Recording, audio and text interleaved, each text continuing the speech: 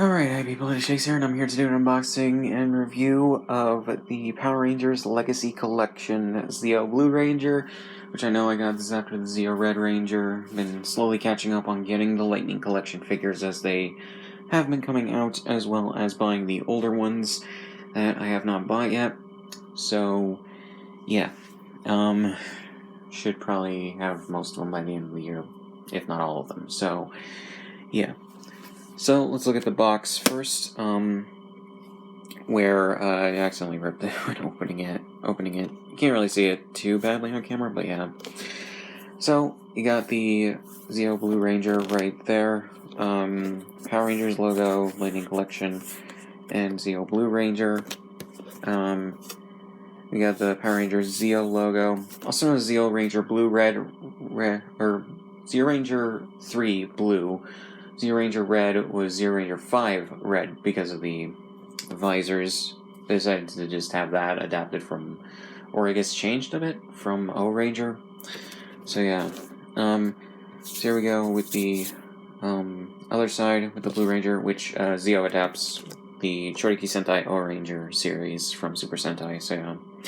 Then on the back, you got him in a pose with his sword and his blaster with the electricity effect part right there, which is actually really cool. Might pose him in this after I'm done with this, and set him up to be on the shelf that I have. But yeah, so get a good look at this, the effect part, which is interesting. A little bit sharp on some of the points. Not too sharp, but yeah. Two fist hands, which you can change out if you want.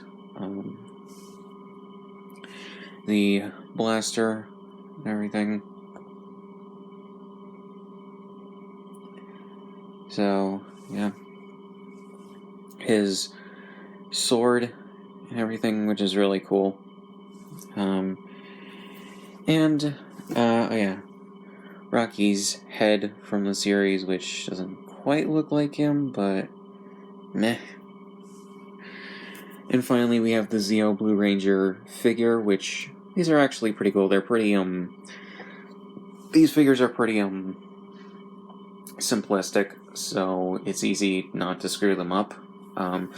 Although the helmet does look a little weird because of the thing right here, which I never noticed these on the costumes. I guess the helmets for the costumes did have that, I guess.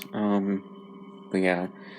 So, standard articulation, you can do a 360 because it's on a ball joint. 90 degrees on the arm right there. And of course, movable part right there. And double joint for the elbow and everything. There's a good amount of loose and tight. So yeah, 360 right there. You can probably make a dirty joke out of that, but yeah. So, a bit under 90 degrees for his legs. Double joint for the knee, just like the rest of the figures. And the feet can do that. So yeah, and if you want, okay, easy to remove head. You can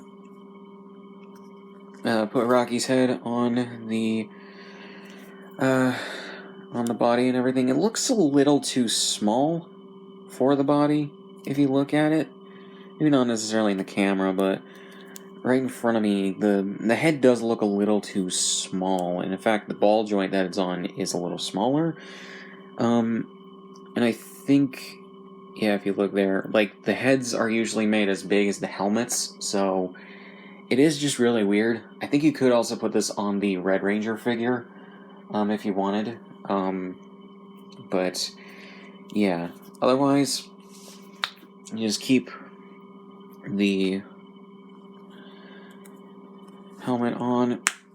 It's actually really good that they made the ball joint a little bit smaller than where it fits into the head and helmet, at least on this one, I imagine. Although I imagine the rest of them as well.